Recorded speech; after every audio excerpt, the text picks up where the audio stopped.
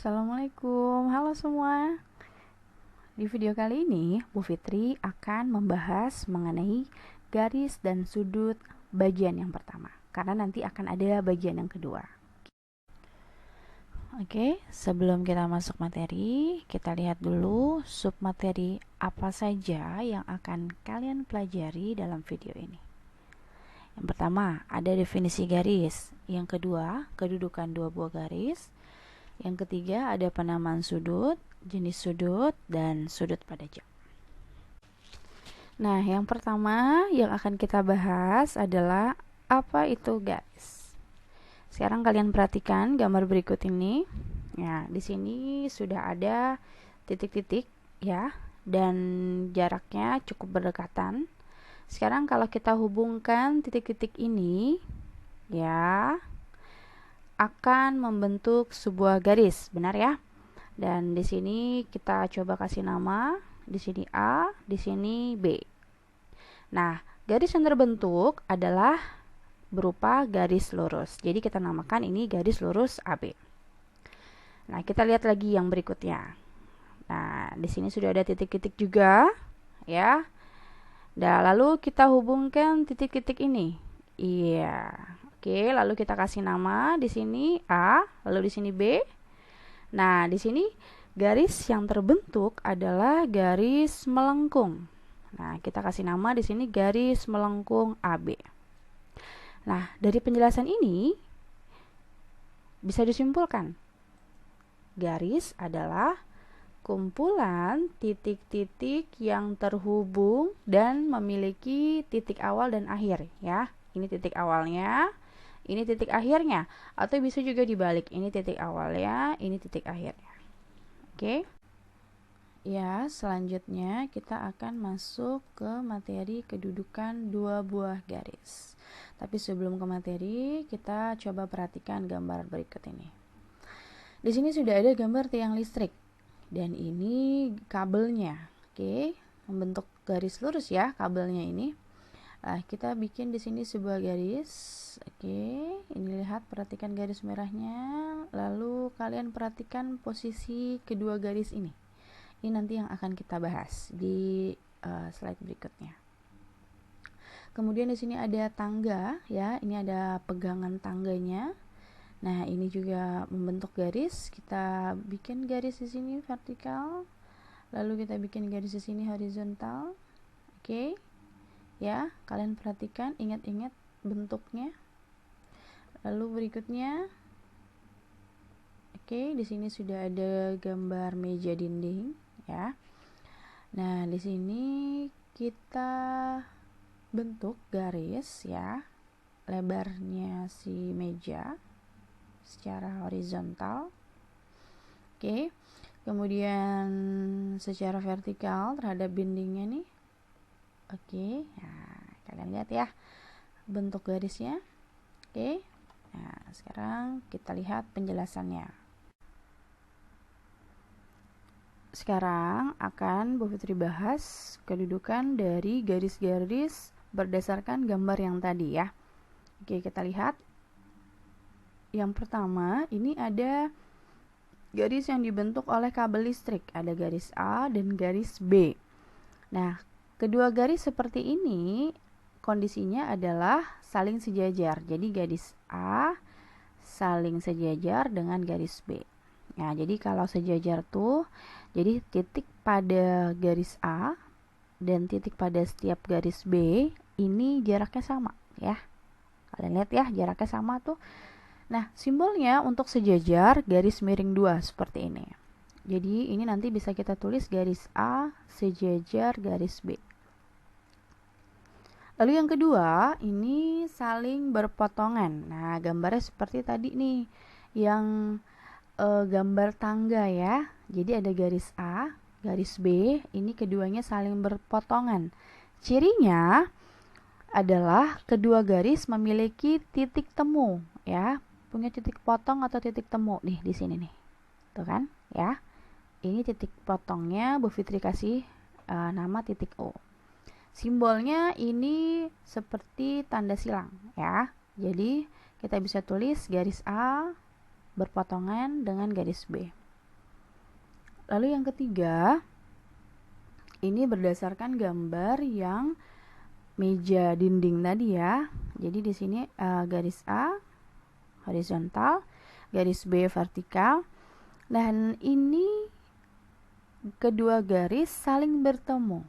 Oke, lalu kita coba amati apa perbedaannya dari yang garis kedua.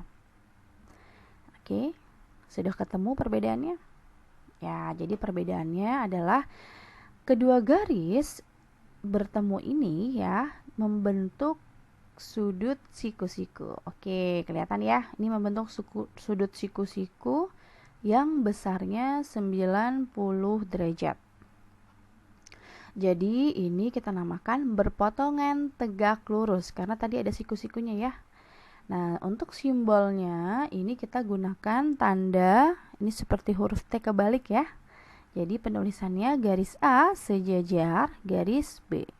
Oke. Lalu yang berikutnya, oke, ini adalah saling berhimpit. Jadi kalian bisa lihat gambar di sini ya. Jadi ini tadinya ada garis yang merah, ini garis B. Lalu ada garis A yang biru ya. Nah, kedua garis ini dia berhimpit nih. Berarti tidak ada jarak dan tidak berpotongan juga ya. Jadi kedua garis ini kita sebut berhimpit. Oke, kita coba ya latihan yang berikutnya ya. Ya, sekarang kita lihat contoh ya. Ini yang pertama adalah di sini perhatikan bangun ruang prisma segitiga berikut ini ya. Di sini ada prisma segitiga ABC, D, E, F. Oke. Dan pertanyaannya adalah sebutkan pasangan garis-garis yang saling sejajar. Nah, ingat ya, garis-garis yang saling sejajar. Oke, sekarang kita lihat jawabannya. Ya, jadi jawabannya adalah garis AB sejajar dengan garis DE. Ini DE ya. Nah, jelas ya. AB sejajar dengan DE. Garis AD sejajar dengan BE. Lalu garis AD sejajar dengan garis CF. Oke. Garis CF sejajar dengan garis BE. Garis CB sejajar dengan garis FE. Garis CA ya sejajar dengan garis FD. Oke, ini dia jawabannya. Kalau nanti kamu temukan lagi, kamu bisa tambahin ya untuk garis-garis yang saling sejajar. Oke, yang berikutnya pasangan garis-garis yang berpotongan. Oke, kalian amati ya, pasangan garis-garis yang berpotongan. Oke, kita lihat jawabannya ya. Garis AB berpotongan dengan garis BC ya. Oke.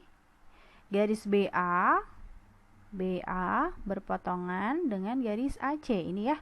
BA berpotongan dengan AC. Ini berpotongan mereka di titik A.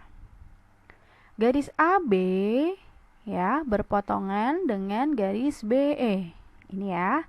Ini titik potongnya. Lalu ada garis BA berpotongan dengan garis AD. Nah, ini titik potongnya.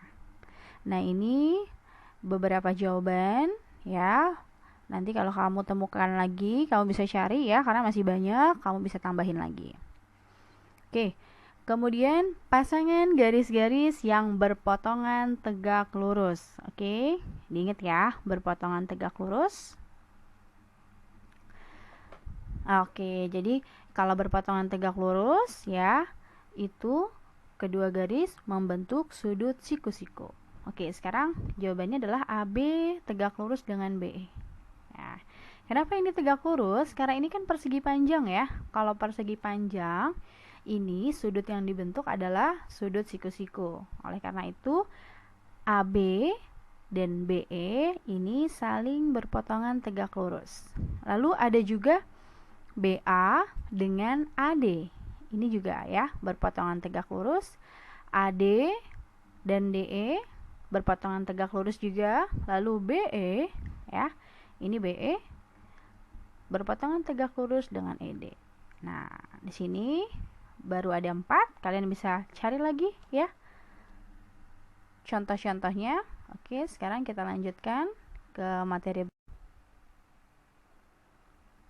Ya, sekarang yang akan Bu Fitri bahas adalah mengenai sudut. Tapi sebelum kita masuk materinya, kita perhatikan benda-benda berikut ini ya. Oke, di sini sudah ada gambar laptop ya. Laptopnya bagus ya. Di sini kalau kita perhatikan ya, ini pinggiran laptopnya. Di sini kalau Bu Fitri buat sebuah garis ya, ke sini dan ke sini ya. Nah, kalian bisa lihat kedua garis ini bertemu lalu dia membentuk sebuah ruang. Nah, ruang ini nanti yang dinamakan sudut ya. Oke, kita lihat lagi contoh lainnya. Nah, ini sudah ada jam. Ada jarum panjang, ya ini jarum yang panjang, ini jarum yang pendek. Nah, kalian coba perhatikan di sini. Mereka ini kedua garis ini bertemu dan membentuk sebuah ruang. Oke, nah ruang ini yang dinamakan sudut. Oke, kita lihat lagi. Oke, di sini ada seorang pemanah. Nah, kalian bisa lihat ya di sini. Nah, sudah ada tandanya ini ya. Di sini lengan pemanah dan tali busurnya itu membentuk suatu ruang. Nah, ini di sini dinamakan sudut A, ya. Oke. Dari contoh-contoh ini, dari contoh-contoh ini nanti akan Bu Fitri bahas. Jadi sebenarnya sudut itu apa ya? Oke, jadi berdasarkan penjelasan yang tadi ya, kita bisa simpulkan bahwa sudut ya, sudut itu, nah tadi ya, di sini adalah besarnya ruang antara dua buah garis, oke, yang saling berpotongan. Jadi ini ada dua garis saling berpotongan, lalu diantaranya ada ruang. Nah, ruang ini yang kita namakan dengan sudut. Oke. Ya, setelah kalian tahu definisi sudut, sekarang kita lihat apa sih bagian-bagian dari sudut. Oke, di sini Bu Fitri sudah punya dua buah garis ya, dan di sini ada ruang. Oke, ya. Di sini Bu Fitri kasih nama dulu ya. Di sini A, kita kasih nama O, lalu di sini kita kasih nama B. Oke. Nah, sekarang kalian perhatikan garis AO dan BO ini. Nah, karena ternyata garis AO dan BO ini merupakan kaki sudut ya. Jadi sudut itu ternyata punya kaki ya. Lalu yang ruang di sini, nah ini yang kita namakan sudut ya. Jadi besarnya nanti kita bisa dicari ya besarnya. Nah, sekarang karena sudah tahu bagaimana unsur-unsur sudut, nah sekarang kita lihat bagaimana cara menamakan sudut ya. Nah, sebelum kita memberi nama sudut, kita harus bisa pahami dulu ada simbol yang bisa kita gunakan ya. Untuk sudut ini simbolnya seperti tanda lebih kecil, tapi bawahnya dia datar ya, nggak miring. Nah, oke. Jadi untuk penamaan sebuah sudut itu kita punya dua cara. Yang pertama, kita bisa kasih nama sudut itu dengan menggunakan satu huruf. Gimana caranya? Jadi kita bisa gunakan huruf pada titik potong kedua buah garis ya.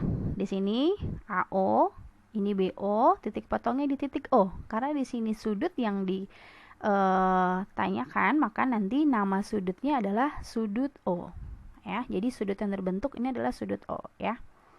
Jadi gunakan huruf pada titik potong kedua garis. Lalu yang kedua, kita bisa gunakan 3 huruf. Oke. Nah, jadi kalau untuk 3 huruf ini ya, yang pertama yang perlu diingat adalah penulisan dimulai dari kaki sudutnya. Nah, karena ini kan kaki sudut ya. Jadi kita bisa mulai dari A ataupun dari B. Lalu huruf pada titik tong ada di tengah. Nah, jadi ini huruf pada titik potong kedua garis ini ada di tengah. Ya. Jadi contohnya nanti kita bisa dapat sudut A, O, B. Ya, jadi O-nya di tengah atau bisa juga B, O, A. Oke, jelas ya? Oke, kita lanjut ya. Oke, dari penjelasan yang sebelumnya, ya sekarang Bu Fitri akan kasih kalian soal ya. Jadi kalian coba jawab. Oke. Jadi di sini, oke, Bu Fitri punya sebuah sudut ya. Oke, jadi nama sudut yang dibentuk adalah, kalian jawab ya. Oke, sudah punya jawabannya? Oke, kita lihat. Oke, jadi jawabannya adalah sudut PQR atau sudut RQP. Oke, pasti jawaban kalian benar nih. Oke, pertanyaan yang berikutnya. Nah, di sini Bu Fitri punya segitiga ABC. Nah, dan sudah ada juga ukuran sudutnya.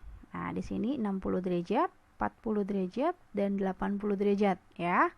Bu Fitri ingatkan lagi, jadi derajat itu merupakan satuan sebuah besaran sudut ya. Nah, oke, pertanyaannya adalah berapakah besar sudut ABC ya? Kemudian yang kedua adalah berapa besar sudut CAB?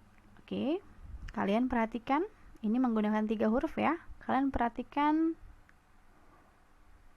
huruf tengahnya. Oke, sudah dapat jawabannya ya? Kita lihat. Oke, jadi jawabannya adalah besar sudut ABC 80 derajat dan besar sudut CAB sama dengan 60 derajat. Jadi, udah ya. Oke, kalau gitu kita lanjut ke materi berikutnya.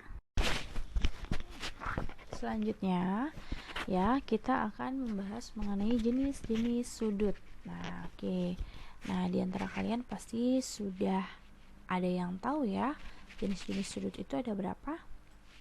Oke, kita lihat di sini yang pertama. Oke, ya, yang pertama adalah sudut siku-siku. Ya, gambarnya atau bentuknya yang seperti ini ya. Nah, jadi siku-siku. Nah, besarnya untuk sudut siku-siku ini 90 derajat.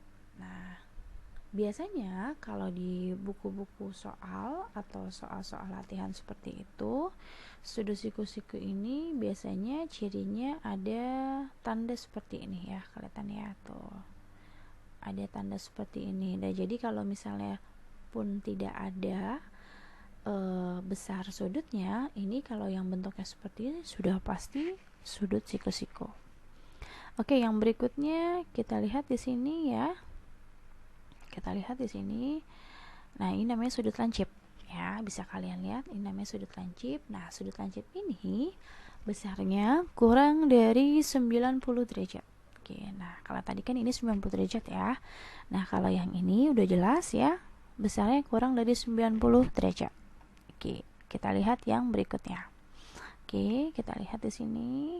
Nah, ini namanya sudut tumpul. Oke. Nah, sudut tumpul ini besarnya lebih dari 90 derajat ya. Terlihat ya. Lebih besar dari sudut siku-siku. Makanya besarnya lebih dari 90 derajat. Yang berikutnya. Nah, kita lihat di sini ya. Ada garis. Nah, 2 garis ya. Di sini sengaja Bu Fitri kasih perbedaan warna. Nah, ini garis ini membentuk garis lurus. Nah, makanya kita namakan sudut lurus. Nah, sudut lurus ini besarnya 180 derajat. Nah, karena ini sama dengan setengah putaran ya. Karena kan kalau satu putaran penuh itu besarnya 360 derajat ya. Makanya ini sudut lurus besarnya 180 derajat. Yang kelima, ini ada sudut putaran penuh. Nah, tadi yang seperti sudah Bu Fitri bahas, satu putaran penuh berarti besarnya 360 derajat. Oke, yang terakhir ada sudut refleks. Nah, sudut refleks ini, oke, nah, kok bentuknya seperti sudut lancip ya? Nah, tapi bukan. Nah, kalau sudut lancip ini sudutnya yang digunakan adalah yang ruang yang dalam ya. Tapi kalau sudut refleks ini bagian luarnya. Ya, berarti di sini besarnya bisa kita perkirakan antara 180 derajat dan 360. Jadi bisa 190, bisa 200, yang pasti besarnya di atas besarnya antara 180 dan 360 derajat ya. Oke, jadi itu jenis-jenis sudut. Kita lanjut ya. Oke, sekarang kita coba beberapa latihannya ya. Nah, sekarang kita coba latihannya. Yang pertama, tentukan jenis sudut-sudut berikut ini. Nah, ini ya, ada sudut C, sudut D, dan sudut E. Oke, Bu Fitri kasih waktu buat kalian menjawab. Ya, oke, pasti jawabannya sudah punya ya. Oke, kita lihat jawabannya. Yang pertama ini adalah sudut lancip, ya. Yang kedua ini sudut tumpul. Yang ketiga ini sudut lancip. Oke, gimana? Jawaban kalian benar? Oke. Oke, kita lihat sekarang contoh berikutnya atau latihan yang berikutnya ya. Nah, yang ini mungkin agak sedikit menghitung kita ya. Nah, hitunglah besar sudut berikut dan tentukan jenis sudutnya. Oke. 1/3 sudut siku-siku, 2/5 sudut lurus, dan 5/6 putaran penuh. Oke. Kalian coba ingat-ingat ya, sudut siku-siku itu tadi besarnya berapa tuh? Lalu sudut lurus, lalu juga tadi sudut putaran penuh. Oke, di sini kalian bisa lihat ya, 1/3 sudut siku-siku. Berarti nanti operasi apa yang harus kalian gunakan? Oke, kita lihat ya. Nah, jadi jawabannya, karena sudut siku-siku tadi kan 90 derajat ya besarnya, maka 1/3 di sini kita bisa kalikan dengan 90 derajat. Nah, di sini ada proses pembagian ya. Jadi kalian bisa langsung sederhanakan 90 dibagi 3, karena 90 dikali 1 kan 90 ya. 90 dibagi 3 itu 30 derajat. Jadi hasilnya 30 derajat. Lalu yang kedua, 2/5 sudut lurus. Nah, sudut lurus berapa derajat? Ya, benar, 180 derajat ya. Jadi kita lihat di sini prosesnya, 2/5 dikali 180 derajat. Nah, sekarang di sini kita kalikan 2 kali 180 itu 360 derajat. Lalu per 5 hasilnya 72 derajat. Oh ya, yang tadi ini sudut yang 30 derajat ini termasuk ke dalam sudut lancip. Kemudian kalau yang ini sudut lurus termasuk ke dalam sudut, ya benar, lancip ya. Lalu yang terakhir, yang ketiga, ini 5/6 putaran penuh. Nah, satu putaran penuh berapa? Oke, benar, 360 derajat. Jadi kita lihat di sini, 5/6 dikali 360 derajat. Oke, di sini kita bisa bagi ya, karena angkanya mudah, bisa langsung dibagi. 360 dibagi 6 hasilnya 60 derajat. Lalu jawabannya 5 kali 60 derajat, 300 derajat. Nah, sekarang ini termasuk ke dalam sudut apa? Iya, benar. Ini termasuk ke dalam sudut refleks. Oke, sampai di sini dulu video pembelajaran kita kali ini. Setelah ini kalian bisa coba latihan soal-soal ya. Nanti setelah ini akan Bu Fitri berikan. Dan sampai jumpa di video berikutnya. Oke, bye-bye. Wassalamualaikum.